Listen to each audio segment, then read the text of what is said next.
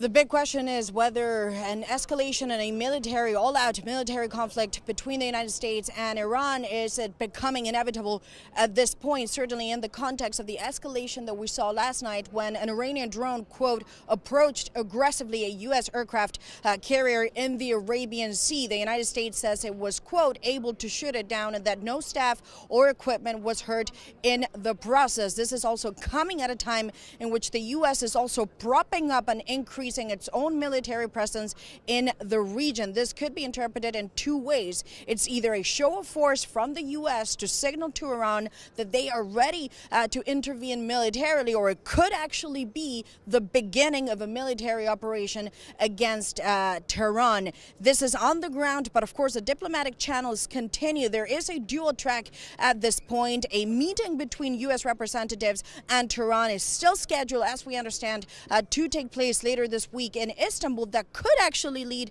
to de-escalation if this channel of dialogue is able to be established with Tehran. The U.S. could also decide this is now the time to do talks and really bargain now for a framework leading to a nuclear deal. Maria Tadeo, Euronews, reporting from Dubai. Let's say that at world level, the world has changed. The WTO rules are totally disrupted. And even the globalization, I don't want to say is that, but it's different compared to a few years ago. So it's not only about Europe, it's about the trade dynamic at global level. And as even these countries, no country is immune if we look at this trade and geopolitical turmoil that we are experiencing. And this is why I think that it's a very good thing that now we are looking more and more as GCC countries and European countries in having more trade, economic and political relations. Because as Europeans, absolutely we don't want to replace our greatest and strongest partner is US in terms of political alliance and trade alliance. This is the highest representation from Europe and European leaders in the history of the World Government Summit. And this reaffirms the importance of Europe as a partner of the UAE, as a partner of this region, and the way forward on building the successful partnerships of the past.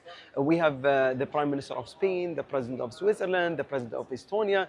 They all have came here to reposition the relationship at the forefront of their priorities with the UAE and with the wider region. The world requires a place where, whether it's adversaries, whether it's different geographies, to at least have dialogue.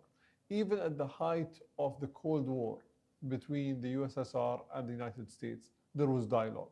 And these dialogues happened in places like Switzerland, for example, right?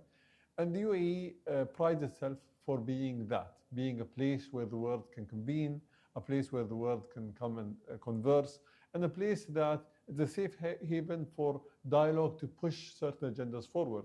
We've seen, for example, right now the progress that was done between Russia, the US, and Europe, and Ukraine on the peace talks. And the UAE is a great convener for that.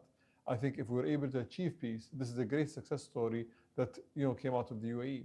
We've also seen earlier as well the peace between Azerbaijan and Armenia.